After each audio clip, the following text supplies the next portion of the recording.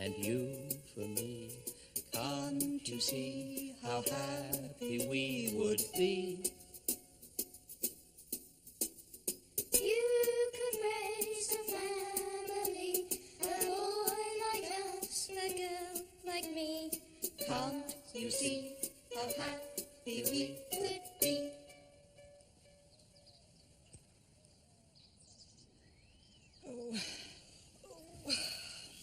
I had this terrible dream. Oh, tell me I'm still dreaming. Fran, Philip fired himself. Don't they teach you any grammar at your school? Philip set fire to himself. He's over there. Philip? Philip? Philip, wake up! See, I told you, Philip fired himself. What happened? He was being a human cannonball. He fired himself off the bed. It's bouncier than his old one, and... Gosh, I'll show you. Philip? No. He must be unconscious. He can't seem to hear me. Philip, wake up! Right, let's get him to the hospital. Can I have his Mars bar? Georgia? Go away. Georgia, Philip's knocked himself out. He's woken up now, but we're going to take him to the hospital to make sure there's no permanent damage. You woke me up, just for that. I need you to look after Jake. Take him with you. Oh, don't be ridiculous. Can't you get a babysitter? Not at 7 a.m. I haven't had enough sleep to be left in charge of a child. Sleep deprivation makes me aggressive and unreasonable. Oh, so that's what's causing it. Right, if you're going to be like that... This is not a request. I'm telling you, I want you to look after Jake. I don't know how to. Then it's time you learn. This is an emergency. Oh, all right. Bring him to me. You are not a reigning monarch. Get out and keep an eye on him. Come on. It's not mine. Really? Mum used to have it on her bed. I'll see you later.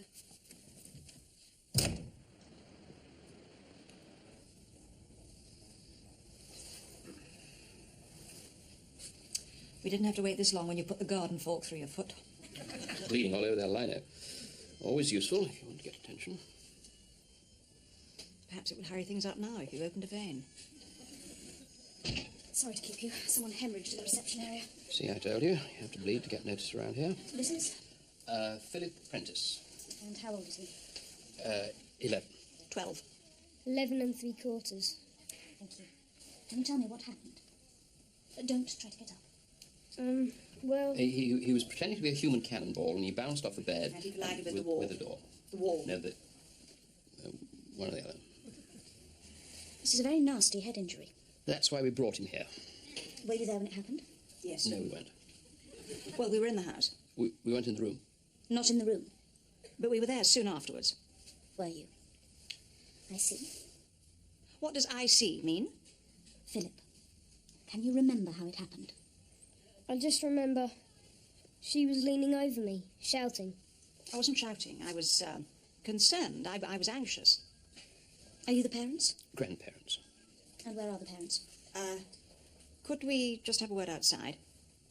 Fine. Won't be a minute, Philip. His parents are dead. Unfortunately. They were killed in a car crash. We were in France when it happened. When we got back, we discovered we were landed with... Responsible for... So you're his legal guardians? Not yet, but he's living with us now. And how long has he been living with you? How long is it now? 12 hours. Half a day? Exactly. And he's in casualty? Well, I don't think the two events are necessarily related. He's an only child, is he? No. Oh. We have 2 other grandchildren. And where are they now? At home, of course. What age are they? Well, one of them's 7 and the other's... How old? 13. 13. And someone is in the house with them? No, we had to leave in rather a hurry. So you've left 2 children alone in the house? Georgia isn't a child. She's 13, going on 45. Legally, she's a child, and you've left her alone with a 7-year-old. I suppose something happens to them. Well, let's suppose it won't. Maggie? Excuse me one moment. She thinks you've battered Philip and abandoned Georgia and Jake. We battered and abandoned. Well, you can't blame them for being suspicious. I can if I like.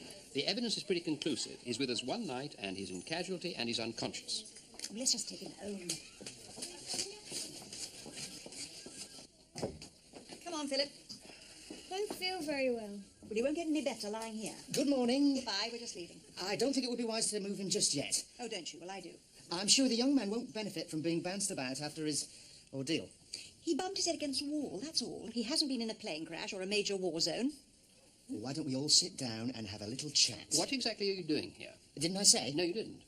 I'm Ant. Ant who? Ant Tenor? Don't tell me, Ant. You're a social worker, right? That's right. Oh, how nice. Are you my new mummy? Oh, poor little love.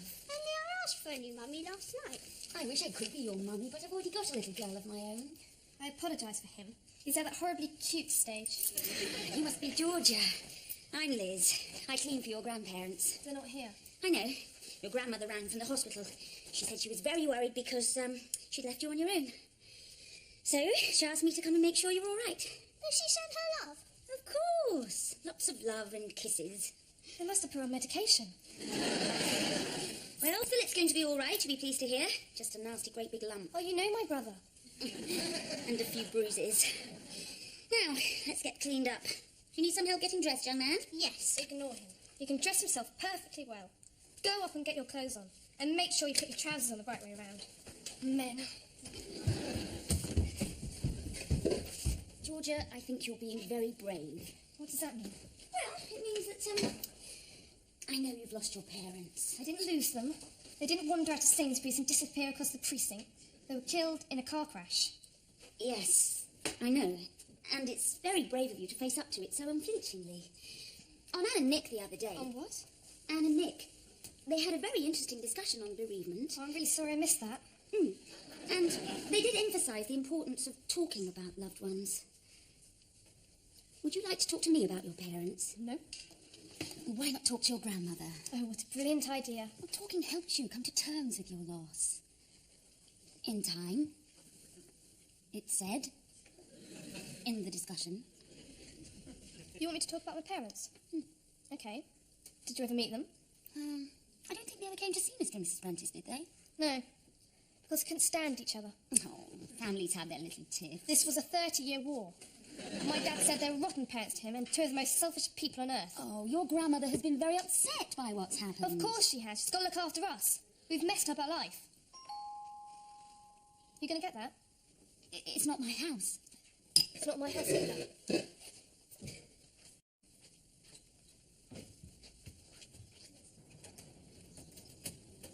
Oh.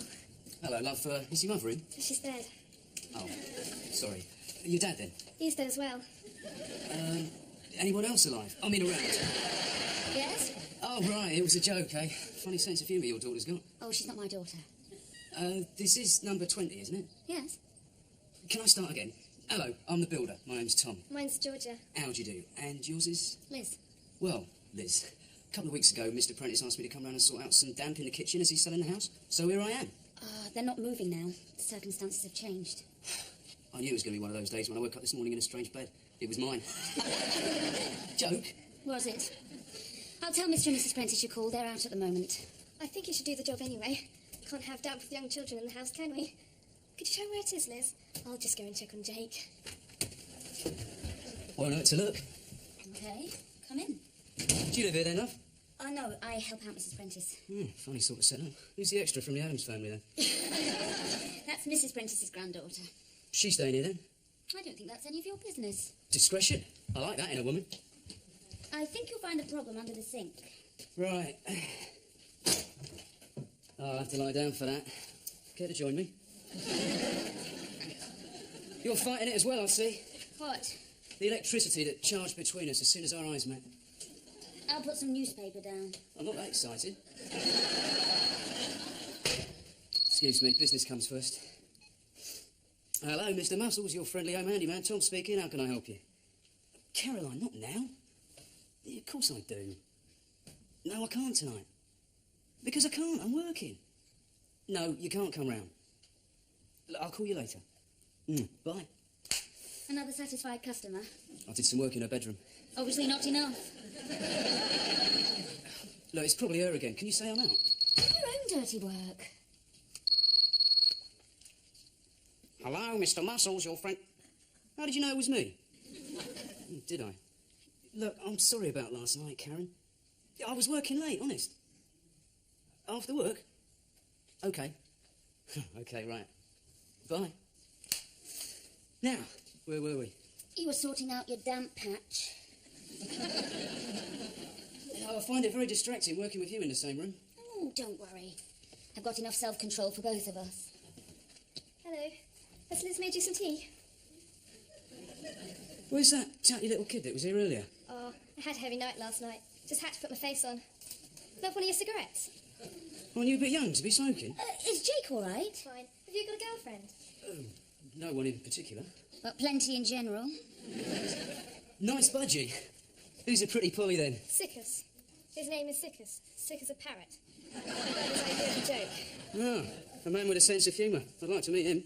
He's unconscious at the moment, so you'll have to make do with me. Weren't you going to make some tea, Georgia? You go upstairs, Philip, dear. I'll be up in a minute with something hot to drink.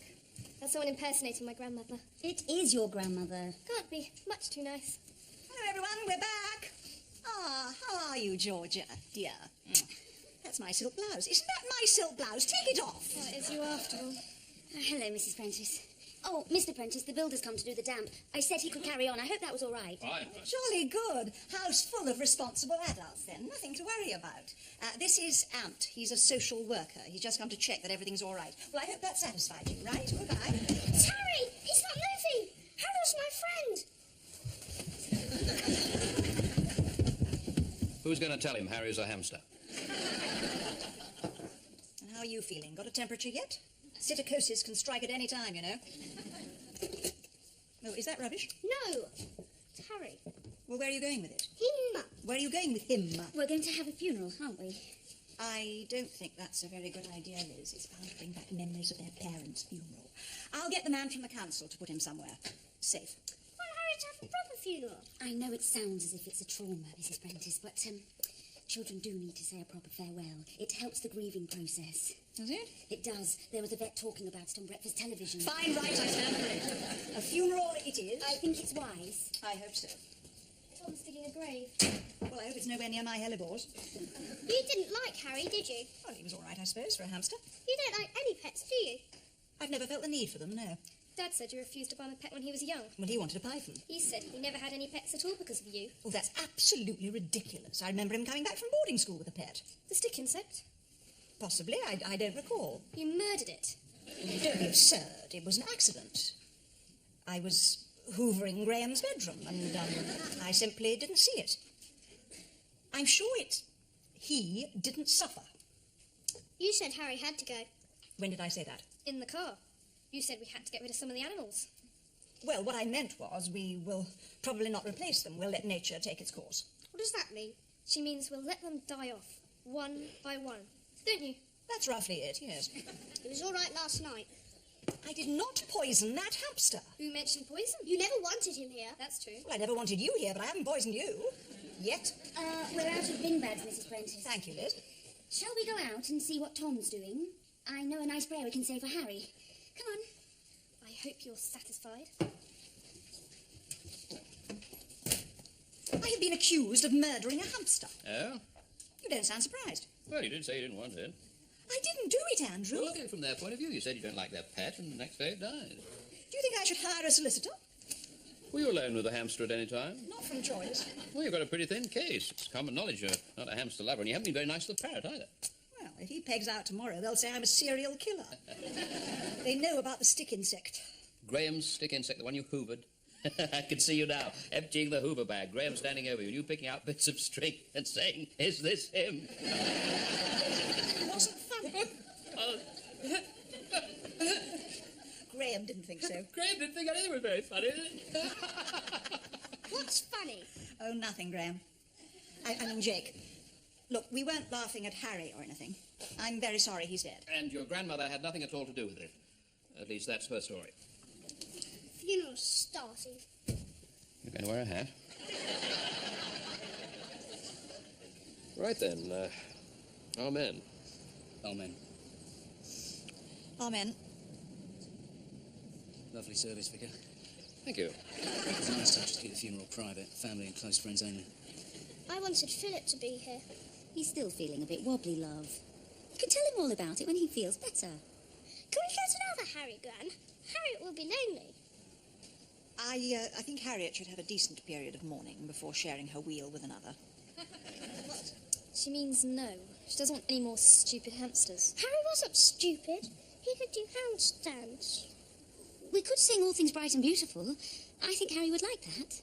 Do you? Good idea, Liz. You do that. I must go, I'm afraid. I've got an appointment. All things bright and beautiful. My French conversation class, of course. Why play golf? Fine, I'll see you later. We can't both go out. Always both go out on a Wednesday afternoon. What's the problem? Lord God, Well, you can go tomorrow. I'm going to be late. I can't go tomorrow. I've been playing golf every Wednesday for 2 years with Phil and David and Ronnie. It's a permanent arrangement. And I have been conversing in French every Wednesday for the last 2 years with Jackie, Victoria, Prue, Molly, Yolanda, Kate and Amaryllis. And that is also a permanent arrangement. And there are more of them. So they won't notice you're missing. Of course they will. Our numbers will be uneven. Well, I think that matters less to you than it does to me. Surely you can miss one stupid game of golf. They won't notice. Of course they'll notice. It's a foursome. But I'm at a crucial stage with my tenses. Stuff your tenses. I have spent this morning in hospital, been harassed by a social worker, interrogated on a murder charge and attended a funeral. I need to get out. I need to get out more than you do. You don't. I do. Liz. Liz? Fancy a bit of overtime? Oh, sorry, I can't. I have to pick Laura up from nursery. Tom?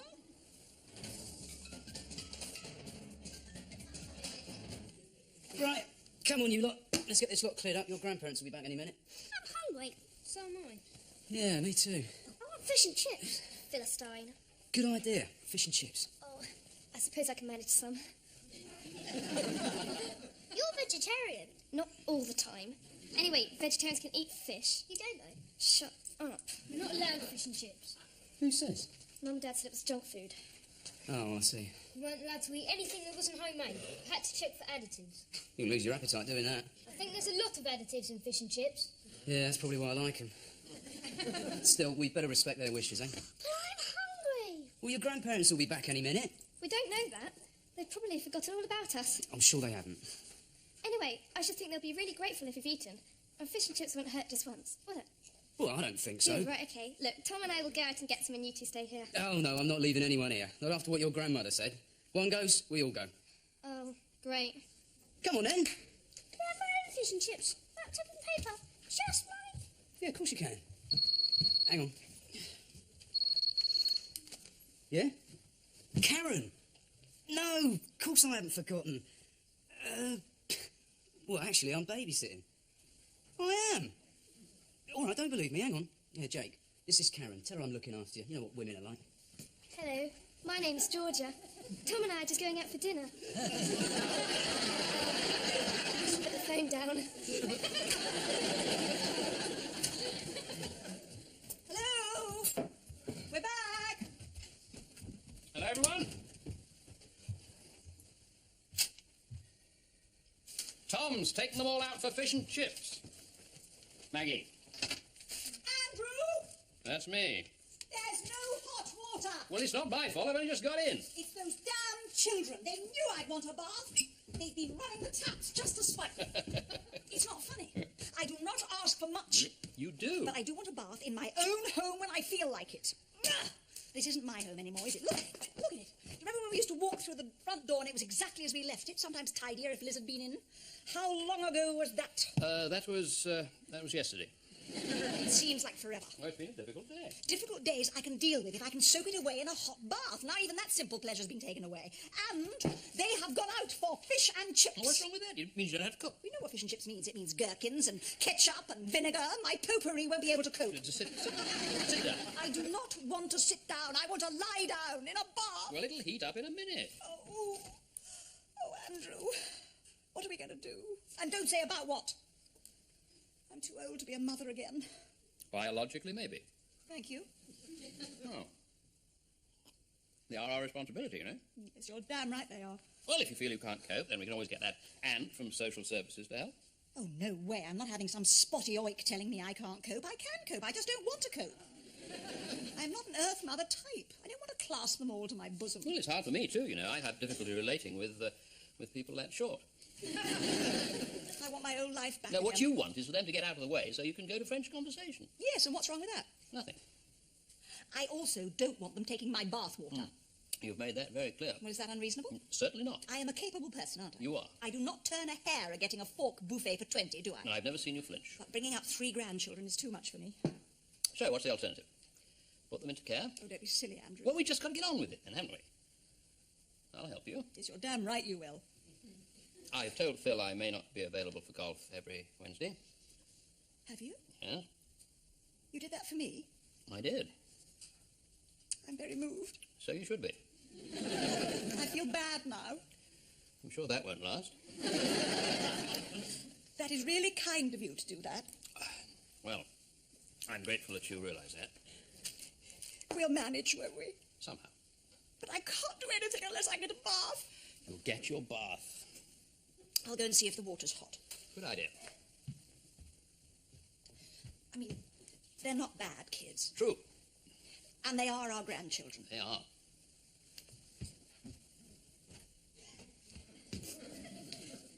I'll try and be nicer. That would help. Oh, good grief, isn't that typical? They wander out for fish and chips and no one bothers to take a flaming key. They just assume we're going to be here. Talk about inconsiderate. Hello, darling.